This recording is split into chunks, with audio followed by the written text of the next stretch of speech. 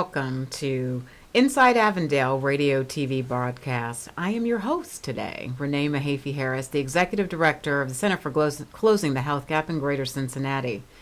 Today, I have two guests, Rhonda Lindsey, who is our Community Outreach Coordinator, and Aliya Feilt, who is our Community Health Education Coordinator.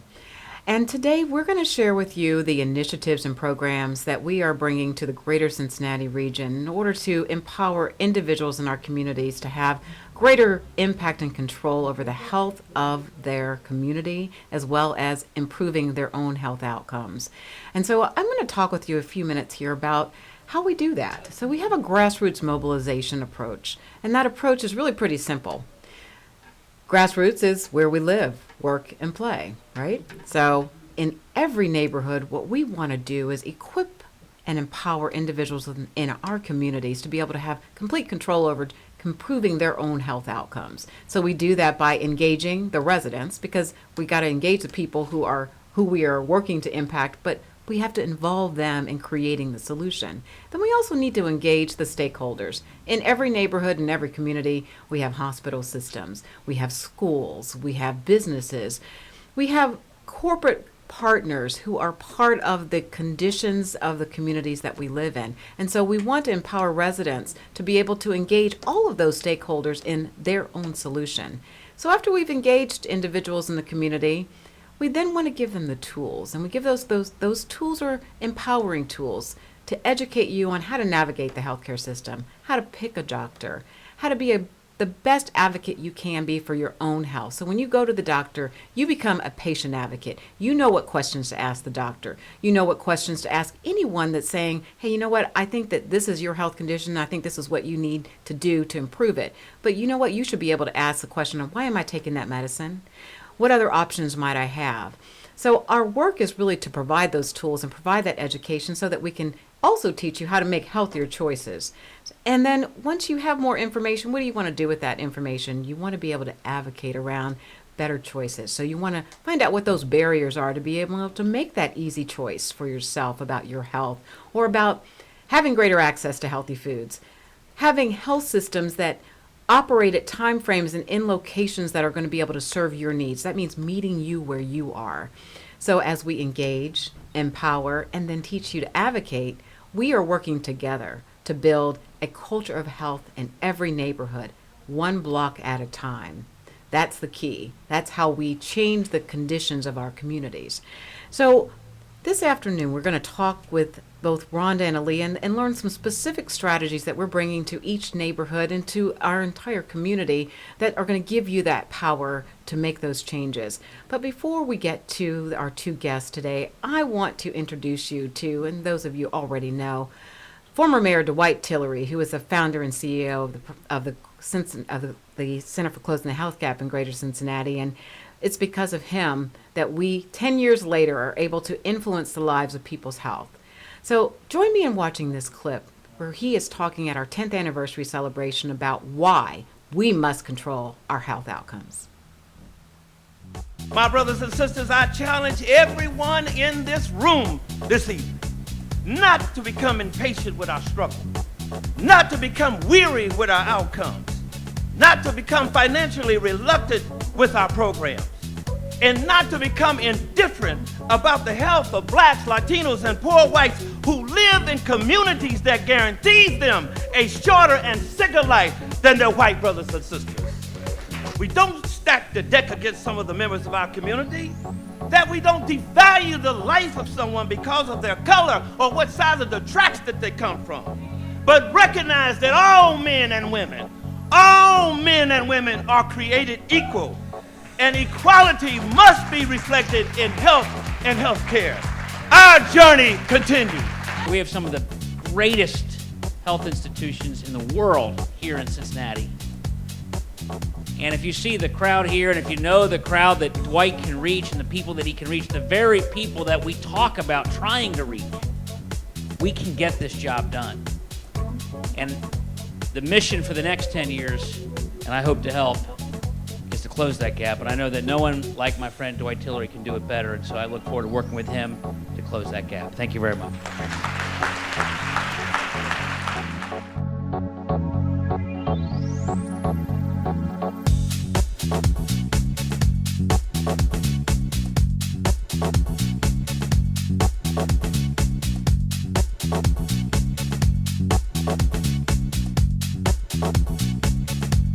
Welcome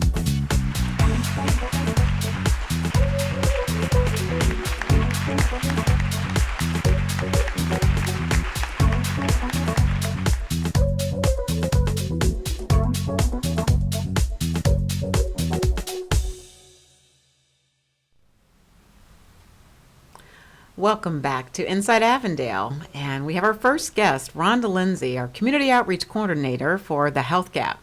So Rhonda, tell us why you joined the Health Gap team, and tell us a little bit about some of the initiatives that you directly are managing and really helping change the lives of the community that, frankly, you started with.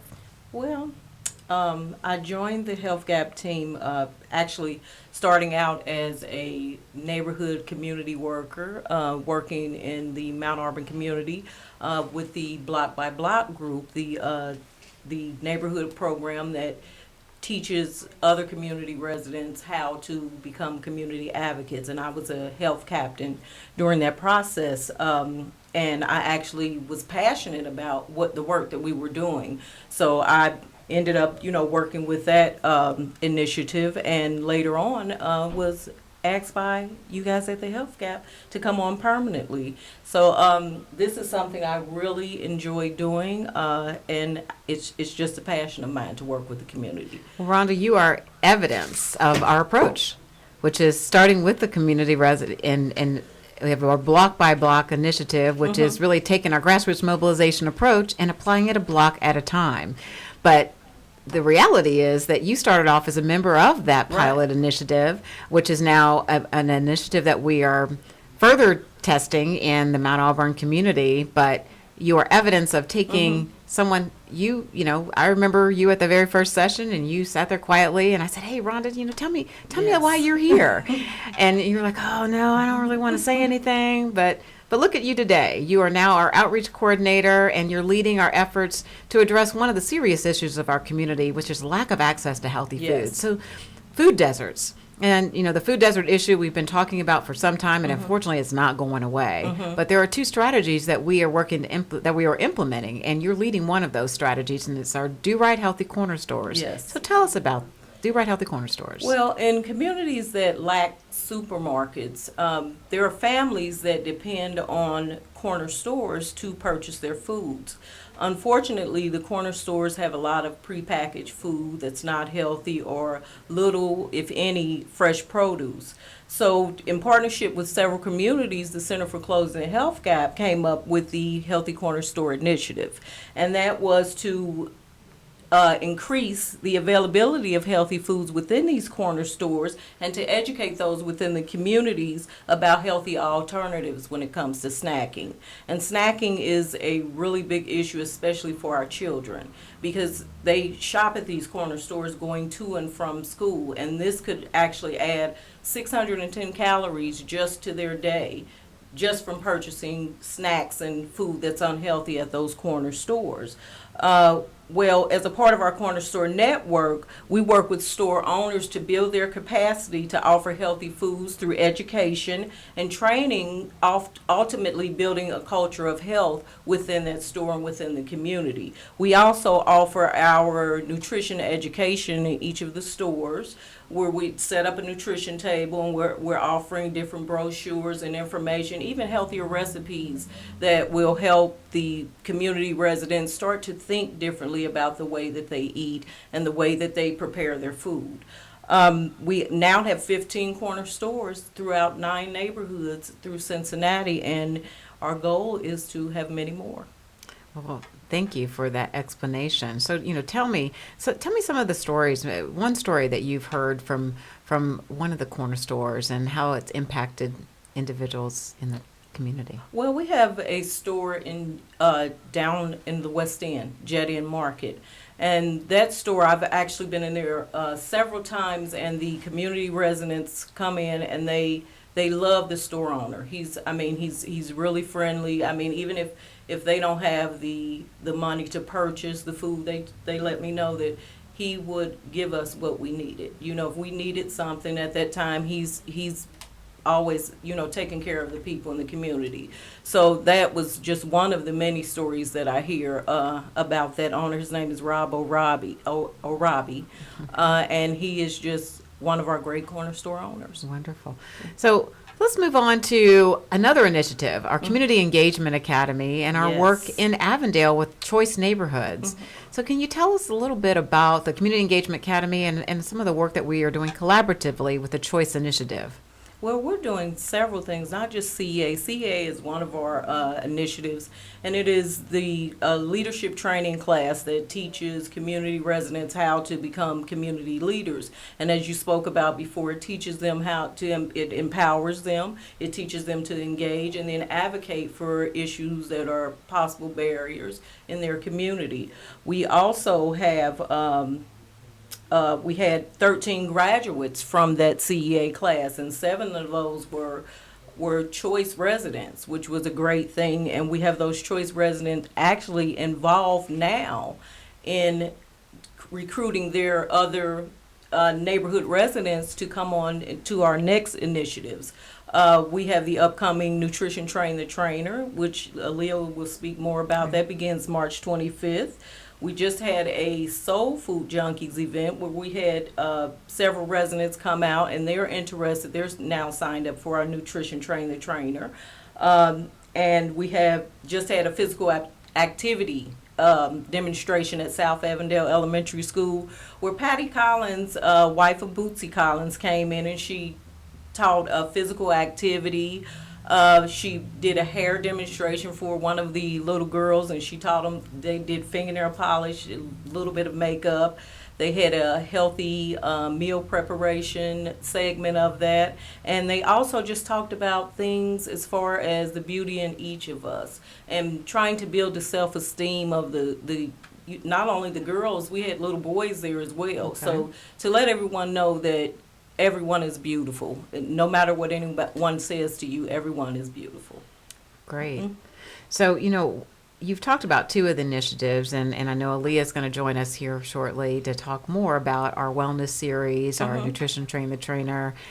So, tell me, as you look at CEA, look at Choice, look at Nutrition Train the Trainer, what one word might define what you are seeing happen as a result of these initiatives being offered in the very communities that need it the most? I am seeing a huge change in the residents, the community members. They're empowered now. They've actually said to me, I didn't realize that I was this important and that I could do these things. I never knew that I could do these things. And since they've become empowered, they are just reaching out, what can we do next? What do you have for us? I'm ready to get involved. And there are so many of them. I think the energy that comes from them actually is influencing their neighbors, to come out and now be involved in our upcoming, initiatives. But I that's what I see, the change in the residents, and it's so awesome to see. It's awesome to see when you see people come in and they don't even want to stand up and talk. But at the end of that initiative, whatever that program may be, they're able to stand up and lead it because they feel empowered. Well, Rhonda, thank you for joining us today. Thank you, Renee. And you're watching Inside Avondale. And we'll be right back with Aliya Feilt.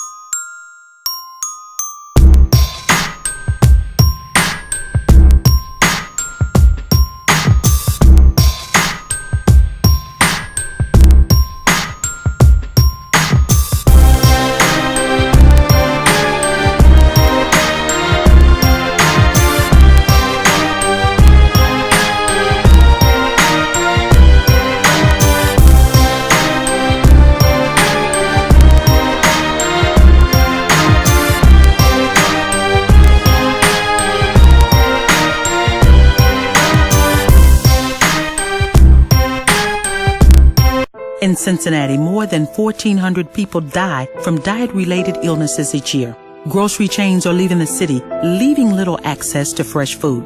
That leads to higher rates of obesity, diabetes, and more. It's time to do right. In Cincinnati. You're watching Inside Avondale, and we now have Aliya Feilt with us. She is our Community Health Education Coordinator. Wow, that's a mouthful. But before I get to Aliya, you just saw a clip about our 12th Annual Health Expo. It was a clip of last year's event, but we invite everyone out on April 25th at Washington Park at 10 a.m. Washington Park to be a part of a day fun-filled of fitness activities, children's activities, free health screenings, and a concert at the end of the day by Bootsy Collins. So also, as we lead into our conversation with Aliya, I want to talk a little bit about food deserts and really about wellness overall. That as we look at the issue of food deserts, what we're really attempting to do is provide education so that we can have wellness be our norm and the culture of health being our norm. So tell us about some of the Health Gap's efforts around our wellness series. Thank you, Renee. Well, throughout the year, the Health Gap offers multiple wellness series. We have the Do Right Win Against Diabetes series, which is a 14-week series that focuses on how to eat, move, and live right with diabetes. We have our Stress Management series, which is a 3-week series and actually just concluded last week, where we teach residents in the community how to deal with everyday stressors in their lives. And then we have the Nutrition Train the Trainer program, which focuses on educating community residents about healthy eating and cooking, but also how to be the leaders in their community and allow them to create their own nutrition workshops and teach back what they have learned. So this past January, we completed the first 14-week Do Right Win Against Diabetes series. We had 15 residents who graduated from that program, who saw a 54% reduction in weight, blood pressure, and their glucose levels. The average weight lost was 10 pounds, and the average glucose loss was 41 milligrams per deciliter. And we also saw an increase in vegetable consumption and an increase in physical activity levels. So that class was really awesome. A lot of people said that they learned how to really manage their diabetes. We had some people who had diabetes for years who said they needed a refresher course, and we had some people who were just diagnosed with diabetes and really didn't know how to live healthy. They thought they couldn't eat anything. They thought they were very limited in what they were able to do. So at the end of the series, they felt very empowered to take control of their diabetes and live a healthy lifestyle. So let's talk a little bit about lifestyle. Okay. So when so tell us, it sounds like people enjoyed working together, learning together. Yes. So, what kind of feedback did you hear? Why, it's a 14-week series. Why do people continue to come back? Well, people continue to come back because there's always something new to learn about their health. As I mentioned, one of the ladies, she had diabetes for about 10 years, and she just said she just needed a refresher course. Things are always changing, and it really helps to create a bond when you're in a class with people. We did have them do group presentations at the end where they taught back what they had learned, and that really opened my eyes, especially to how much they took from the class. Some people brought in their own healthy snacks where they shared with them, and they shared tips about what they do in their own lives and how they have changed. We did have one graduate who was able to decrease the amount of medications that she takes and how often she needs to see her doctor. So those were some great changes in just that 14 weeks. She was able to really make a change in her life. Even with the pedometers we give them to count their steps and physical activity, she created in her home a contest between her husband and herself to see how many steps they could get. So it's really great to see the bonding and how they really take it and transform their own lives into healthy living. Well, and again, an example of grassroots mobilization approach. So, involving the community in developing their own ideas and strategies that they're going to, frankly, sustain. Yeah. So tell us a little bit more about the Nutrition Train the Trainer. What is that all about? So the Nutrition Train the Trainer is a 7-week program that we have at the Health Gap where residents are able to learn about healthy eating and healthy cooking, but they also learn about how to create their own lessons, how to think about health in the way of their own lives and their community so that they can go back to teach, whether it's their family, their neighbors, their church, a youth program, how to eat healthy, how to incorporate healthy living into their daily lives. So we do hands-on cooking demonstrations where residents will help with chopping the vegetables and assembling the food so they can really see what healthy food is all about, so that they can understand how to purchase it, how to cook it, and how to eat it every single day. Well, you said purchase it. So usually when you start talking about eating healthy, people always say, well, it costs more to eat healthy. Yes. What are people learning in Nutrition Train the Trainer? In Nutrition Train the Trainer, we teach how to be supermarket savvy. So we teach how to find the deals in the store, how that healthy eating doesn't have to mean spending a lot of money. We teach about how you can buy frozen vegetables, how you can buy fresh vegetables and then freeze them for later use. That way, because a lot of people are worried about produce going bad if they don't purchase it or that it's too expensive. So really, it's teaching those people how to purchase healthy foods in the store at lower costs, whether it's cutting coupons, looking for deals, and then just what the healthy foods are that are even available. Because a lot of people don't know what's healthy and what's not. Right. So, all of everything that you're talking about, wellness, culture, building a culture of health, the health gap is focused on eliminating racial and ethnic health disparities in the greater Cincinnati region. And so there are about 10 health disparities, and we focus on the one that's talked about most for us is obesity. However, there are a number of other health disparities that we unfortunately die the most from, have most incidents of, such as diabetes, such as heart disease. But there's an issue that has really risen to the top recently for our region and really for our county, and that's the issue of infant mortality. And as you know, infant mortality is an indicator of the condition of the community. So again, goes back to transforming the condition of communities through our community-based participatory research approach. So why don't you tell us a little bit about an initiative that we partner in? And we have a lot of partnerships, but we want to talk really about this initiative in infant mortality and why it is so important to our Cincinnati region in particular. Okay. Well, we are partnered with Cradle Cincinnati, which is a collaborative of 13 leaders across the city of Cincinnati and Hamilton County, led by Council Member Wendell Young and County Commissioner Todd Portune, to really achieve one goal, and that is to end infant mortality in Cincinnati. As you know, just in case you don't know what infant mortality is, that's when a baby passes away before its first birthday. And Hamilton County and Ohio have one of the worst rates of infant mortality in our nation. And specifically, Ohio has the number one worst African American infant mortality rate. So these 13 partners have come together, and the Health Gap is one of those partners. We were asked to deliver the community-driven strategy, and we will be really working at the grassroots level with the residents to create a culture of health in their community. We want to transform the community because really infant mortality isn't just about the mother and the baby, it's about the health of the whole community. Whether your grandmother, aunt, or uncle knows how to take care of a baby, and it's really about making sure that mother knows how to live a healthy lifestyle. That way when she gets pregnant, she's already in a healthy condition to carry her baby full term, and she knows how to take care of her baby once it's born. So really it's all about transforming that community into a culture of health. Exactly. So that's the point. The rate of infant mortality is the same. It was the same 100 years ago as it is today. And Hamilton County has the highest rate of black babies dying in our nation. And that is a crisis. Just like health disparities is a crisis in our nation, a crisis in our community. And I know I can speak for myself in saying that I am blessed to have the opportunity to be a part of an organization that's helping transform the lives of our community. Yes. Because that's the key. We're helping transform the lives of our community. So often the solution is top down, but at the Health Gap, our solution is a grassroots approach, a bottom-up approach to change the conditions of our community so that everyone has access to a healthier lifestyle and ultimately has access and can be healthier and have the healthiest lives they want to live. Yes. So it's been a pleasure having you and Rhonda, Lindsey, members of our Health Gap team. We have a number of other folks that are part of this team that make all of this work possible. Join us on Facebook. Join us in conversation on Twitter, and visit our website at closingthehealthgap.org. We, again, are working together with the community to transform our lives so that we can build a culture of health and so that our region, our city will be the best and most healthiest in the community in this country. Thank you. Thank you. And thank you for being here. Oh, it's my pleasure.